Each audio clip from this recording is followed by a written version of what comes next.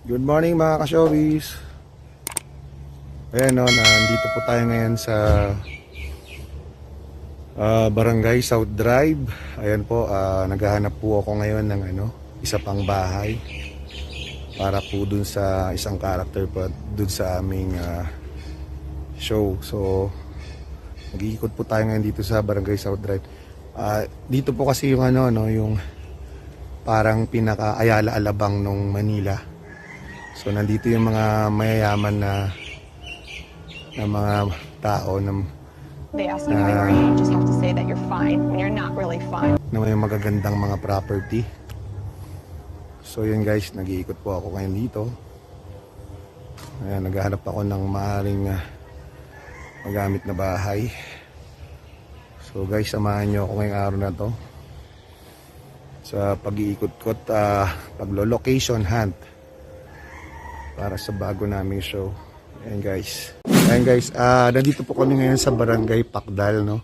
Sa magiging regular location namin para sa aming bida na artista. Yung pinaka harap, no? Harap na garden nung bahay, nung location namin. So mula po dyan, naghahanap po kami ng mapag-i-stayan or standby area ng aming artista. So itong bahay na to guys, siguro mga 3 houses away from in front of the location house. Meron isang bahay dito na Baguio house din yung kanyang look.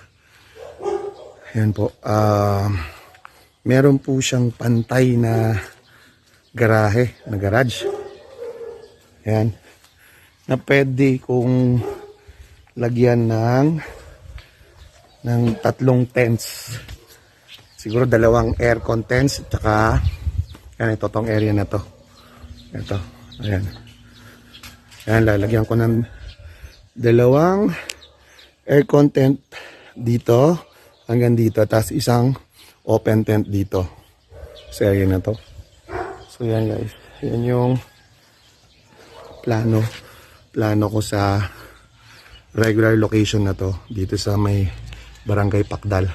So ayan po yung bahay guys, no. Ayan. Yan po yung gagamitin naming bahay. Bahay po siya ni Judge Guevara. Ayan, dating Judge Guevara. So ayan po guys. Ayan, dito nilalagay ako dito ng 3 standby area na tents. Ayan. 2 aircon, tsaka isang open tent. Ayan. Ayan ang ating game plan dito. Ayan guys. Nice.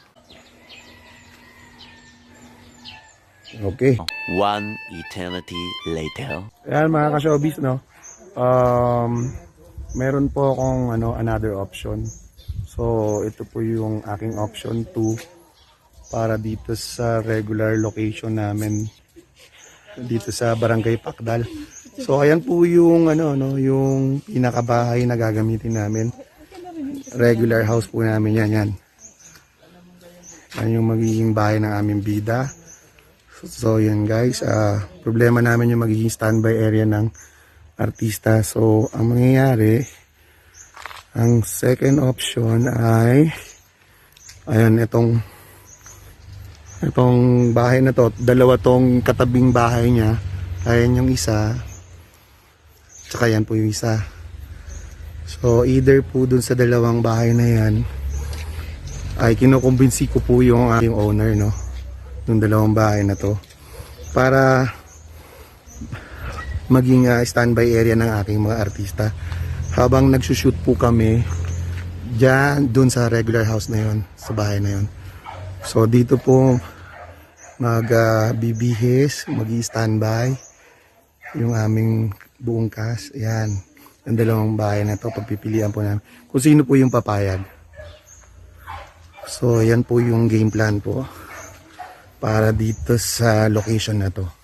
Kasi matagal din po kami mag-shoot dito sa bahay na to guys, kasi bida po namin yung nakatira dito eh.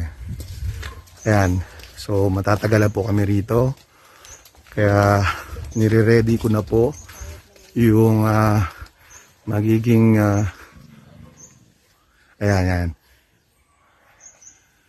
logistics ng aming production. Kasama na yung aming mga equipment, mga generator, grip truck, ayan. Ayan guys. So pinaplano ko na maigi, no, kung paano. Para next month, July, magti-taping na, magsushoot na ang ating programa. So ayan guys. Ayan. Punta tayo next location guys. Ayan mga ka-showbiz.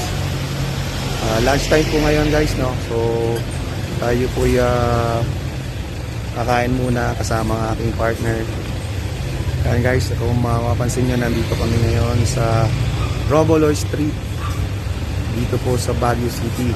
Malapit po siya guys sa Mines Blue Park. Ayan guys, so ang daming kainan. Karikiria.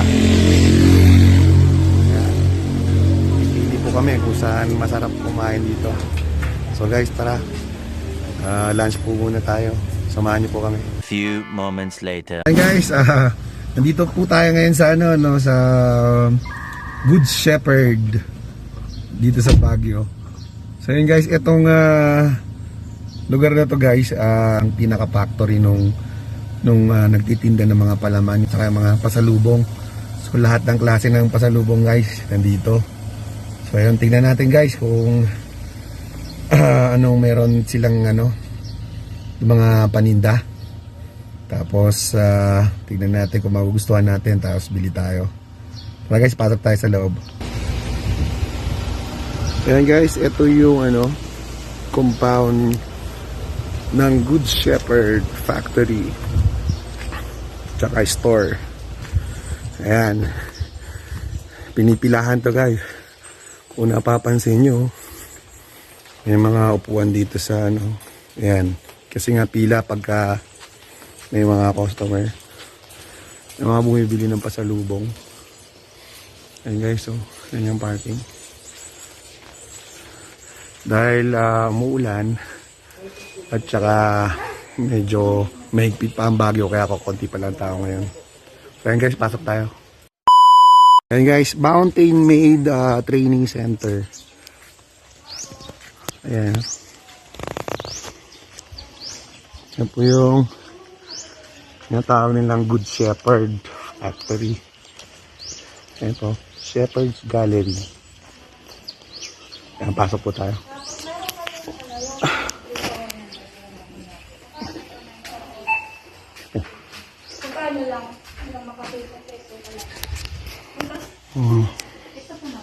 Lahat yun nandun. Sasha Brittle. So ito yung pinaka-store. Kanin ganun. Ito, 295. Ayan guys, yung mga pasalubong nandiyan, lahat. Sige, yan lang. Total yan ang sikat. Ayan guys, nakabili po tayo ng 3 pirasong pasalubong. At medyo may kamahalan konti yung yung gawa dito sa may Mountain Made dito sa may Good Shepherd. Pero sobrang sarap daw nito guys. Kaya yun, ito lang muna 3 ang bibiling ko.